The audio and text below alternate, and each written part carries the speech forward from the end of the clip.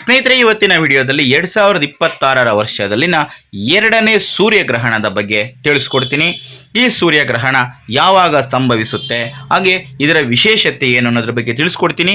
ಅದರ ಜೊತೆಗೆ ಈ 2026ರಲ್ಲಿ ಸಂಭವಿಸ್ತಾ ಇರುವಂತಹ ಆಗಸ್ಟ್ ತಿಂಗಳಿನಲ್ಲಿ ಆಗಸ್ಟ್ 12ರಂದು ಕಟಕ ರಾಶಿಯಲ್ಲಿ ಸಂಭವಿಸ್ತಾ ಇರ್ತಕ್ಕಂಥ ಈ ಎರಡನೇ ಸೂರ್ಯಗ್ರಹಣದಿಂದ ಯಾವ ಯಾವ ರಾಶಿಗಳ ಮೇಲೆ ಏನೆಲ್ಲ ಪರಿಣಾಮಗಳನ್ನು ಬೀರುತ್ತೆ ಅನ್ನೋದ್ರ ಬಗ್ಗೆ ಕೂಡ ತಿಳಿಸ್ಕೊಡ್ತೀನಿ. ಇವತ್ತಿನ ವಿಡಿಯೋದಲ್ಲಿ ಈ ಸೂರ್ಯಗ್ರಹಣದ ವಿಶೇಷತೆ ಮತ್ತೆ ಮೇಷ ರಾಶಿಯವರ ಮೇಲೆ ಇದು ಯಾವ ರೀತಿ ಪ್ರಭಾವವನ್ನು ಬೀರುತ್ತೆ ಅನ್ನೋದ್ರ ಬಗ್ಗೆ ತಿಳಿಸ್ಕೊಡ್ತೀನಿ. ಹಾಗಾಗಿ ಈ ವಿಡಿಯೋನ ಎಲ್ಲೂ ಸ್ಕಿಪ್ ಮಾಡದೆ ಕೊನೆವರೆಗೂ ನೋಡಿ. ಹಾಗೆ ನೀವೇನಾದರೂ ಇನ್ನೂ ನಮ್ಮ ಚಾನಲ್ಗೆ ಹೊಸಬರಾಗಿದ್ದರೆ ದಯವಿಟ್ಟು ಈ ಕೂಡಲೇ ಸಬ್ಸ್ಕ್ರೈಬ್ ಮಾಡ್ಕೊಳ್ಳಿ. ಈ 2026ರ ಎರಡನೇ ಸೂರ್ಯಗ್ರಹಣ ಆಗಸ್ಟ್ 12ರಂದು ಕಟಕ ರಾಶಿ ಅಥವಾ ಕರ್ಕಾಟಕ ರಾಶಿಯಲ್ಲಿ ಸಂಭವಿಸ್ತಾ ಇದ್ದು ಜ್ಯೋತಿಷ್ಯ ಶಾಸ್ತ್ರದ ದೃಷ್ಟಿಯಿಂದ ಅತ್ಯಂತ ಮಹತ್ವವನ್ನು ಪಡ್ಕೊಂಡಿದೆ. ಸೂರ್ಯಗ್ರಹಣವು ಸಾಮಾನ್ಯವಾಗಿ ಜೀವನದಲ್ಲಿ ದೊಡ್ಡ ಬದಲಾವಣೆಗಳು, ಹೊಸ ಆರಂಭಗಳು, ಆಂತರಿಕ ಚಿಂತನೆಗಳು ಮತ್ತು ಭವಿಷ್ಯದ ನಿರ್ಧಾರಗಳಿಗೆ ಕಾರಣವಾಗುತ್ತೆ. ಈ ವಿಶೇಷವಾಗಿ ಕರ್ಕಾಟಕ ರಾಶಿಯಲ್ಲಿ ಸಂಭವಿಸುವ ಈ ಸೂರ್ಯಗ್ರಹಣವು ಭಾವನೆಗಳು, ಕುಟುಂಬ, ಆರ್ಥಿಕ ಪರಿಸ್ಥಿತಿ, ವೃತ್ತಿ ಹಾಗೆ ಈ ಭಾವನೆಗಳು ಮತ್ತು ಸಂಬಂಧಗಳ ಮೇಲೆ ಆಳವಾದಂತಹ ಪರಿಣಾಮವನ್ನು ಬೀರುವ ಸಾಧ್ಯತೆ ಇದೆ. ಮೇಷ ರಾಶಿಯಿಂದ ಮೀನಾ ರಾಶಿಯವರೆಗಿನ ಎಲ್ಲ 12 ರಾಶಿಗಳ ವ್ಯಕ್ತಿಗಳ ಜೀವನದಲ್ಲಿ ಕೂಡ ಈ ಗ್ರಹಣ ತುಂಬ ಪರಿಣಾಮವನ್ನು ಬೀರುತ್ತೆ, ಬದಲಾವಣೆಗಳನ್ನು ತರುತ್ತೆ. ಇವತ್ತಿನ ವಿಡಿಯೋದಲ್ಲಿ ನಾವು ಮೇಷ ರಾಶಿಯವರ ಮೇಲೆ ಏನು ಪರಿಣಾಮ ಬೀರುತ್ತೆ ಅನ್ನೋದನ್ನ ತಿಳ್ಕೊಳ್ಳೋಣ. ಅದಕ್ಕೂ ಮೊದಲು ಈ ವೈದಿಕ ಜ್ಯೋತಿಷ್ಯದಲ್ಲಿ ಸೂರ್ಯಗ್ರಹಣವನ್ನು ಅತ್ಯಂತ ಪ್ರಭಾವಶಾಲಿ ಮತ್ತು ಮಹತ್ವದ ಖಗೋಳೀಯ ಘಟನೆ ಅಂತ ಪರಿಗಣಿಸಲಾಗುತ್ತೆ. ಈ 2026ರ ಆಗಸ್ಟ್ 12ರಂದು ಸಂಭವಿಸಲಿರುವ ಈ ಎರಡನೇ ಸೂರ್ಯಗ್ರಹಣವು ಹಾಗೂ ಅಂತಿಮ ಸೂರ್ಯಗ್ರಹಣವು ಹಲವಾರು ಕಾರಣಗಳಿಂದ ವಿಶೇಷವಾದಂತಹ ಗಮನವನ್ನು ಸೆಳೆಯುತ್ತೆ. ಈ ವರ್ಷದ ಅತಿ ಉದ್ದದ ಸೂರ್ಯಗ್ರಹಣ ಕೂಡ ಇದಾಗಿದ್ದು ಆಕಾಶದಲ್ಲಿ ಉಂಗುರದ ಆಕಾರದಲ್ಲಿ ಕಾಣಿಸಿಕೊಳ್ಳುವ ಕಾರಣದಿಂದಾಗಿ ಇದನ್ನು ರಿಂಗ್ ಆಫ್ ಫೈರ್ ಅಂತ ಕೂಡ ಕರೆಯಲಾಗುತ್ತೆ. ವಿಜ್ಞಾನಿಗಳ ದೃಷ್ಟಿಯಿಂದ ಇದು ಅಪರೂಪದ ಖಗೋಳೀಯ ಘಟನೆಯಾಗಿದ್ದರೆ ಜ್ಯೋತಿಷ್ಯ ಶಾಸ್ತ್ರದ ಪ್ರಕಾರ ಇದು ಮಾನವ ಜೀವನ, ಭಾವನೆಗಳು, ಆರ್ಥಿಕತೆ, ಆರೋಗ್ಯ ಮತ್ತು ಸಾಮಾಜಿಕ ಪರಿಸ್ಥಿತಿಗಳ ಮೇಲೆ ಆಳವಾದಂತಹ ಪರಿಣಾಮ ಬೀರುವ ಶಕ್ತಿಯುಳ್ಳ ಸಮಯ ಅಂತ ನಂಬಲಾಗುತ್ತೆ. ಈ ಬಾರಿ ಸೂರ್ಯಗ್ರಹಣವು ಶ್ರಾವಣ ಮಾಸದ ಕೃಷ್ಣ ಪಕ್ಷದ ಅಮಾವಾಸ್ಯೆ ತಿಥಿಯಲ್ಲಿ ಸಂಭವಿಸ್ತಾ ಇರುವಂತಕ್ಕಂಥದ್ದು ತುಂಬಾನೇ ವಿಶೇಷವಾಗಿದೆ. ಈ ಅಮಾವಾಸ್ಯೆಯನ್ನ ಹರಿಯಾಲಿ ಅಮಾವಾಸ್ಯೆ ಅಂತ ಕೂಡ ಕರೆಯಲಾಗುತ್ತೆ ಮತ್ತು ಧಾರ್ಮಿಕ ಮತ್ತು ಆಧ್ಯಾತ್ಮಿಕ ದೃಷ್ಟಿಯಿಂದ ಇದು ಬಹಳ ಪವಿತ್ರ ದಿನ ಅಂತ ಪರಿಗಣಿಸಲಾಗುತ್ತೆ.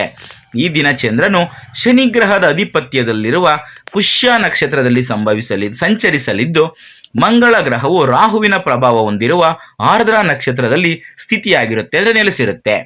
ಈ ಗ್ರಹ ಸ್ಥಿತಿಗಳ ಪರಿಣಾಮವಾಗಿ ಶನಿ, ಮಂಗಳ ಮತ್ತು ರಾಹುಗಳ ಸಂಯುಕ್ತ ಶಕ್ತಿ ವಾತಾವರಣದಲ್ಲಿ ಗಂಭೀರ ಬದಲಾವಣೆಗಳನ್ನು ಉಂಟು ಮಾಡುವಂತಹ ಸಾಧ್ಯತೆ ಹೆಚ್ಚಾಗಿದೆ.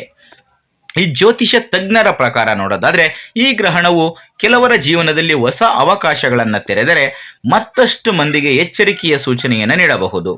ಕುಟುಂಬ ಜೀವನ, ವೃತ್ತಿ, ಹಣಕಾಸು, ಸಂಬಂಧಗಳು ಮತ್ತು ಆರೋಗ್ಯಕ್ಕೆ ಸಂಬಂಧಿಸಿದ ಅನೇಕ ಅಂಶಗಳಲ್ಲಿ ಅಚಾನಕ್ಕಾಗಿ ಆಕಸ್ಮಿಕವಾಗಿ ಬದಲಾವಣೆಗಳು ಕಾಣಿಸಿಕೊಳ್ಳುವ ಸಾಧ್ಯತೆ ಇದೆ.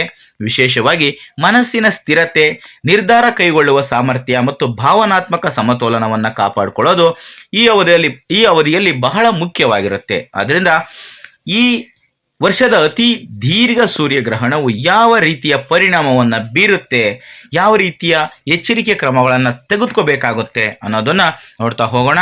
ಈಗ ಮೇಷ ರಾಶಿಯವರ ಮೇಲೆ ಏನೆಲ್ಲ ಪರಿಣಾಮಗಳು ಬೀರುತ್ತೆ, ಯಾವ ವಿಷಯದಲ್ಲಿ ಎಚ್ಚರಿಕೆ ತಗೋಬೇಕು ಅನ್ನೋದನ್ನ ನೋಡೋಣ. ಈ ವರ್ಷದ ಅಂತಿಮ ಸೂರ್ಯಗ್ರಹಣವು ಮೇಷ ರಾಶಿಯವರ ಜೀವನದಲ್ಲಿ ಕೆಲವು ಸವಾಲಿನ ಪರಿಸ್ಥಿತಿಗಳನ್ನು ಉಂಟು ಮಾಡುವ ಸಾಧ್ಯತೆ ಇದೆ. ವಿಶೇಷವಾಗಿ ಮಾನಸಿಕ ಒತ್ತಡ ಮತ್ತು ಅತಿಯಾದ ಚಿಂತನೆಗಳು ಹೆಚ್ಚಾಗಬಹುದು. ಸಣ್ಣ ವಿಷಯಗಳನ್ನು ಹೆಚ್ಚು ಗಂಭೀರವಾಗಿ ತೆಗೆದುಕೊಳ್ಳುವ ಪ್ರವೃತ್ತಿ ಕಾಣಿಸಿಕೊಳ್ಳಬಹುದು. ಕೆಲಸದ ಒತ್ತಡ, ಕುಟುಂಬದ ಜವಾಬ್ದಾರಿಗಳು ಹಾಗೂ ವೈಯಕ್ತಿಕ ನಿರೀಕ್ಷೆಗಳ ನಡುವಿನ ಸಮತೋಲನವನ್ನು ಕಾಪಾಡಿಕೊಳ್ಳೋದು ಸ್ವಲ್ಪ ಕಷ್ಟಕರವಾಗಬಹುದು. ಮನೆ ಮತ್ತು ಕುಟುಂಬದ ವಾತಾವರಣದಲ್ಲೂ ಕೂಡ ಅಶಾಂತಿಯ ಭಾವನೆ ಕಂಡುಬರಬಹುದು. ಕುಟುಂಬ ಸದಸ್ಯರೊಂದಿಗೆ ಭಿನ್ನಾಭಿಪ್ರಾಯಗಳು ಅಥವಾ ಅನಗತ್ಯ ವಾದ ವಿವಾದಗಳು ಉಂಟಾಗುವ ಸಾಧ್ಯತೆ ಇರುವುದರಿಂದ ಮಾತನಾಡುವಾಗ ಸ್ವಲ್ಪ ಎಚ್ಚರಿಕೆಯನ್ನು ವಹಿಸಬೇಕಾಗಿರೋದು ತುಂಬ ಮುಖ್ಯ. ಭಾವನಾತ್ಮಕವಾಗಿ ದುರ್ಬಲ ಅನುಭವವಾಗುವ ಸಂದರ್ಭಗಳು ಎದುರಾಗಬಹುದು. ಆದ್ದರಿಂದ ಕೋಪ ಅಥವಾ ಆತುರದ ನಿರ್ಧಾರಗಳನ್ನು ತೆಗೆದುಕೊಳ್ಳುವುದನ್ನು ತಪ್ಪಿಸುವುದು ಒಳ್ಳೆಯದು. ಕೋಪವನ್ನು ಕಡಿಮೆ ಮಾಡ್ಕೋಬೇಕು, ಕಂಟ್ರೋಲ್ನಲ್ಲಿ ಇಟ್ಕೋಬೇಕಾಗಿರೋದು ತುಂಬ ಮುಖ್ಯ. ಈ ಸಮಯದಲ್ಲಿ ತಾಳ್ಮೆ, ಶಾಂತಿ ಮತ್ತು ಸ್ವಯಂ ನಿಯಂತ್ರಣವೇ ಮೇಷರಾಶಿಯವರಿಗೆ ದೊಡ್ಡ ಬಲವಾಗುತ್ತೆ.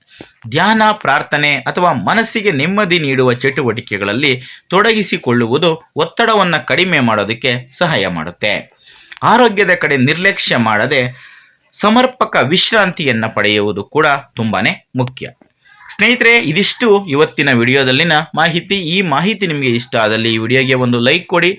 ಮುಂದಿನ ವಿಡಿಯೋದಲ್ಲಿ ಮತ್ತೆ ಸಿಗ್ತೀನಿ. ಎಲ್ರಿಗೂ ಕೂಡ ಒಳ್ಳೆಯದಾಗಲಿ. ಧನ್ಯವಾದಗಳು.